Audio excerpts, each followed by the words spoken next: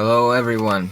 Now today I want to tell you a short little story about the van that I'm in right now. Now in case anybody watching doesn't know, this van that I'm in now it's a 2003 Chevy Express, and I've converted it to electric. But I want to tell you kind of a short little story about the van and kind of a little reason why I did what I did with the van, why I converted it to electric, and why specifically I used what I used with it. Now, I will say, before I say anything else, I want to say that I do know some things about cars. I'm certainly not an expert on automotive technology. I'm not anything like a mechanic or anything like that, but I do know pretty much enough about a car to explain what I'm going to tell you. And one more thing too, this is not going to be a video where I'm bashing one manufacturer and saying that you shouldn't buy their cars or you should buy somebody else's cars. It's not about that, even though I know it's going to sound like that. But to get to the point, this van, it was actually my dad's van, and I work for my dad, and he has a business, and he most of the time finds the most use out of vans. So he got this van about 7 years ago, and up until about 2 years ago he was actually using it for his business, and 2 years ago that's when I got it and started converting it to electric. But it has a kind of an interesting story to tell before that it became electric.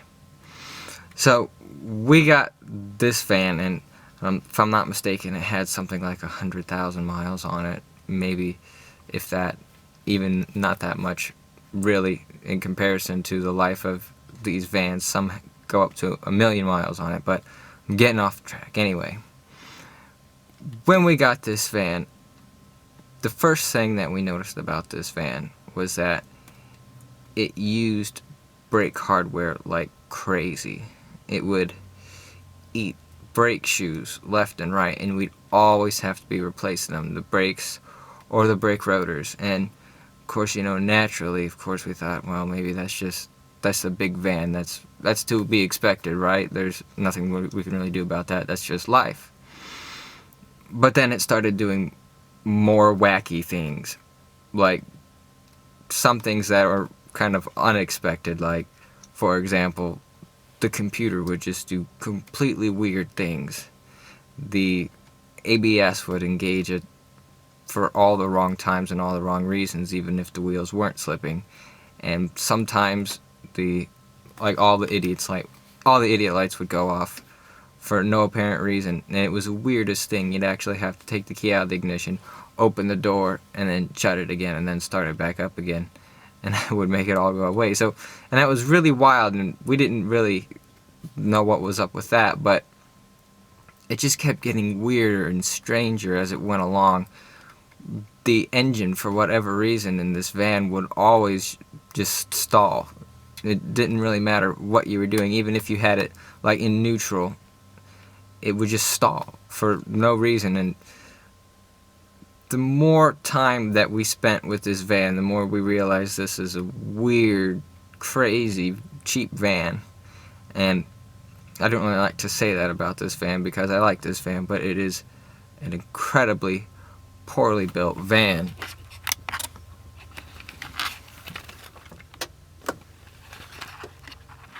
So, as time went on, we kind of got used to what the weird things that the van would do, and we eventually found out some of the interesting problems that the manufacturer did in fact know about. The brakes, we learned, were actually stuck on in the rear, and there was a recall for that. There was a recall for the seat belts. There was even a recall for the whole van catching fire, because the alternator would actually catch fire. But, and this was the wackiest one, this one always kind of got me, you actually couldn't fill this thing up with gasoline. And that sounds funny, but the emission system, I think the evaporator canister is what it's called, has some kind of charcoal filter in it that would get plugged up, and it wouldn't allow the air to get out of the gas tank when you're putting the gasoline in. So we kind of sort of worked around these problems. Like, if the engine would stall, we'd just keep the foot on the throttle, and that would just keep it going. And the a computer, we'd have to learn to reset the door trick. But the weirdest thing about this van, more than anything else, and I guess I shouldn't say the weirdest, probably the most troublesome thing about this van, was always the transmission. And whatever you were doing with this van, the transmission was sure to do something wacky. And just for example, like when it was shifting, it would always, when it would shift up, it would always slip into neutral, and the engine would rev up almost to its red line, and then it would grab the next gear, and then it would jerk really, really badly. And we found out that when I took this van apart, I found out that the output shaft of the transmission had actually endured so much abuse from rough shifting that the output shaft would actually wobble, and the bearing was completely shot. Now, don't think that this van had this problem just because we didn't take care of it, but we did take care of it. We changed the oil in the engine, we cleaned the air intake, we changed the air filter, and we changed the fluid in the transmission. We changed the filter in the transmission fluid filter. And we did all that, and to be honest with you, it was kind of a pain. The transmission was the biggest pain because they actually routed the exhaust system piping underneath the transmission pan itself. So in order to get the transmission pan out, you either had to cut the exhaust system off or somehow, and I'm not quite even sure how we did it, but pull the exhaust pan off at a really weird angle and almost spill all the fluid all over yourself. But eventually, after so many years of this, probably about 5 years of this, I think my dad decided, it was time for a new van. And so we ended up with this, the Ford E150. Now at first, everything seemed like it would be good with the Ford, and everything did seem good with the Ford. We drove it and there were no weird problems with it. Everything worked, the engine didn't stall, the transmission didn't slip, and everything worked. But just recently, about a month ago, we actually found that the transmission, without any advance warning, actually completely seized up. And so, once again, we were kind of in the same spot that we were. So, we got kind of lucky, to be honest with you. Somebody was generous enough to us, and they loaned us some money for the replacement transmission. So we got the replacement transmission, and we got that put in by another person who was very generous enough to put the transmission in the van for us. And we are very thankful for that. But what's troubling is now the van's computer is actually telling us there's something wrong with the engine. And the Ford van, we actually took care of more so even than the Express van. We put the synthetic oil in it, and we changed the oil more often than recommended. And we also took care of the transmission, and we took care of everything because we didn't want it to break like the Express van did. And now the computer's telling us that there's something wrong with the engine, and the computer's telling us that there's something wrong with the transmission again. So, how could this be happening? So, a while ago, before I actually converted this Express van to electric, I knew that I wanted to convert a car to electric, and in the process of researching this, I actually found out a lot more about a regular car than I knew before. So, I found out the reasons why all these things happen with the vans. Well, aside from the wacky computer, I'm not exactly sure what caused the wacky computer in this van, but I know that for a regular car, if it has a gasoline engine, whether it has manual transmission or an automatic transmission or whatever, I learned that, as most people do, the engine in a car, a reciprocating type of engine, does not make peak torque when it's stalled, and it doesn't make peak torque at a certain RPM, at a certain speed. It actually has to be sped up to an optimum speed, a power band. Most people hear that, most people say, yeah, okay, whatever. But what it really means is that there has to be some mechanism that disconnects the wheels from the engine in a car. And that means when the engine's actually turning, there's something in there which is either disconnected, like a clutch, or a torque converter, which is slipping. So when the engine builds up peak torque, when you want to go, if you're stopped and you want to go, you have to push on the accelerator and the engine speeds up and it makes that peak torque, and the inertia of the engine keeps it going. So what would happen then? A clutch would engage, it would slowly engage, and it would slowly connect the engine to the wheels again through a gear, because as I say, the engine doesn't make peak torque even if it's turning faster than just an idle speed. So it's making the torque and the clutch is slowly engaging, so the clutch is slipping. And it would be a little bit like that, the engine side and the transmission side, and they would slowly slip and then until they got close enough together where they'd be completely locked, which is fine. But then the thing is, the engine has a limited speed range, which means then if you want to go faster, we have to change gear ratio, which means the clutch again has to slip. It has to slip to disengage and slip to engage again.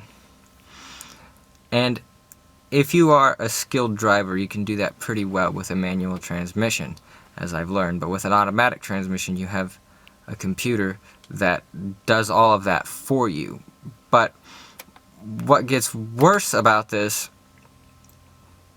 is the fact that with an automatic transmission, not only is the computer doing it for you, that means the computer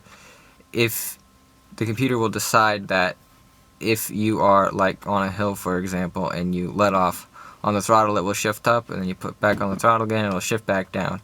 And it works the clutch a lot more than it has to, and it works the gears a lot more than it has to. But there's an interesting thing that I learned about trucks that makes it even worse for a truck. You see, the truck has a drive shaft which connects the transmission to the rear of the vehicle. But the thing is, when the rear end moves up and down, this drive shaft moves in and out of that transmission with a slip yoke. What that means is, all the stuff that's on the slip yoke, when it's out, will be forced back into the transmission when it's forced in. That means all the road dirt is forced into the transmission fluid, which will pollute it and cause all the coolant lines and the valves and the channels in there, it will cause them to plug up. And eventually the transmission may overheat or become jammed.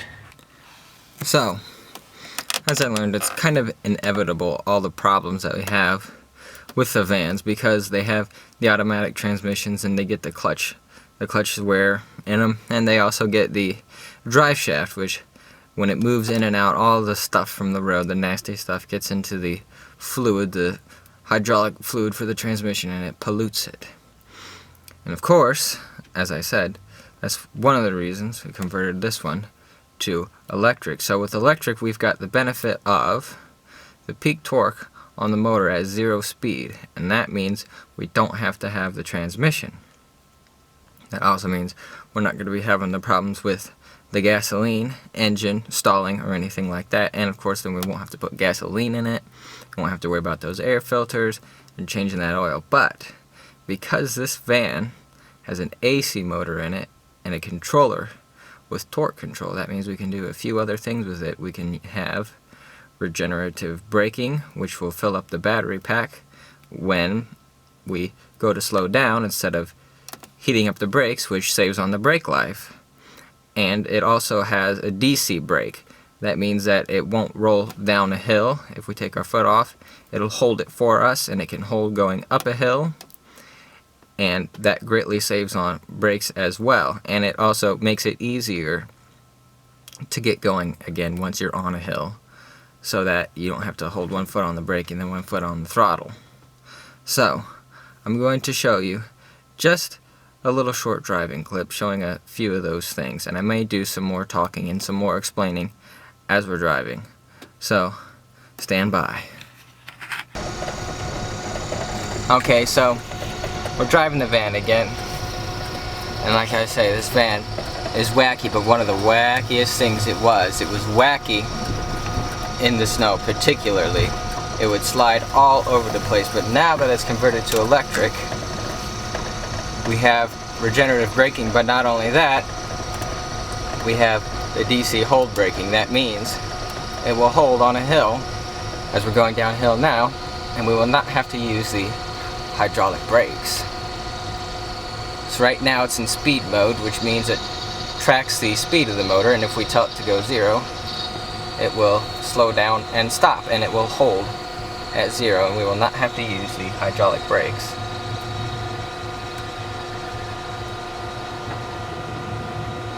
As you can see right now, we have no hydraulic brakes. We're completely stopped.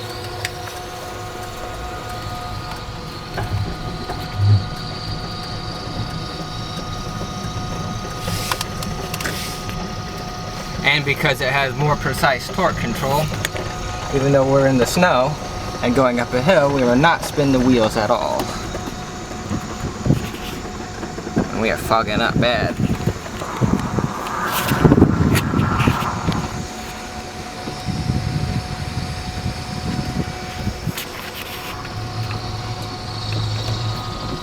Now we're going down another hill, and we're using regenerative braking. I don't know if we need to focus on that. There you are. We get power going back into the battery, and it's controlled. As I said before, this fan's very difficult with just the hydraulic brakes. The wheels always lock right up, but now with the regenerative braking and the DC brake, have no wheel slip going down the hill. So, now that we have no clutch to wear out, and we have no transmission to wear out, and we have regenerative braking and DC hold braking, what if we then wanted to spin the wheels or lock the wheels? Can we still do that? Well, we also have torque control aside from speed control. So we should be able to make that happen. Let's see.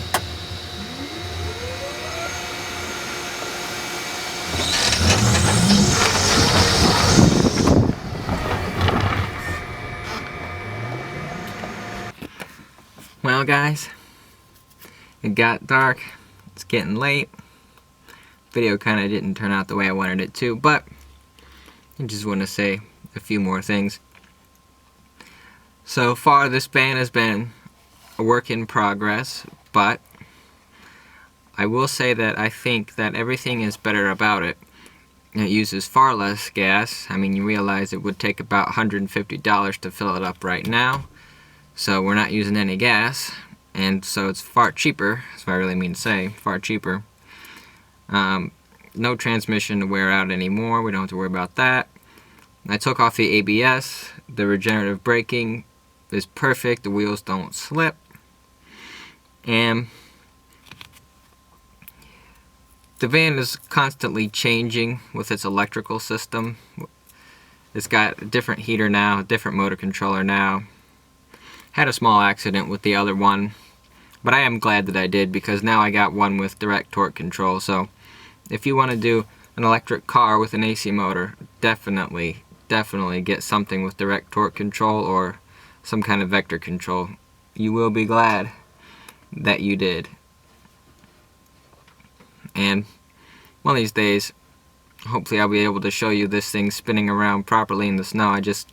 I can't really get a cameraman to hold the camera outside the van, and it's kind of not really all that much to see from inside the van, but this can spin in the snow pretty well. I think in that last clip it was the other wheel that was spinning, because the differential in this van's not really limited slip differential, so it always picks the wrong wheel. But overall, I actually think the van is better off than it was. We fixed the brakes. The brakes were all stuck on, like I said, but now they're unstuck. Fixed all the brake hardware on it, and I just think it's a lot more enjoyable. And I know I show the videos of it just going on short runs, but I actually have had it doing something useful where we would have normally been using the gas van, and we actually use this one instead. So, you know, I feel good about that. That was a time where we didn't have to pay for that gas. And I don't know, that's just something that I really like, something I'm kind of proud of that accomplishment. It's not, I know the van's not really all that great, it needs to be a lot better, and it's not going to be finished for quite some time, but it works for now, and I feel it's better. It's not a hazard like it was anymore anyway, because it was slipping and sliding. It would slip and slide real bad. It's a lot more controllable now, a lot better. Well, I think I'm kind of going on. I will see you guys soon, hopefully with better van video. So stay tuned. Thanks for watching.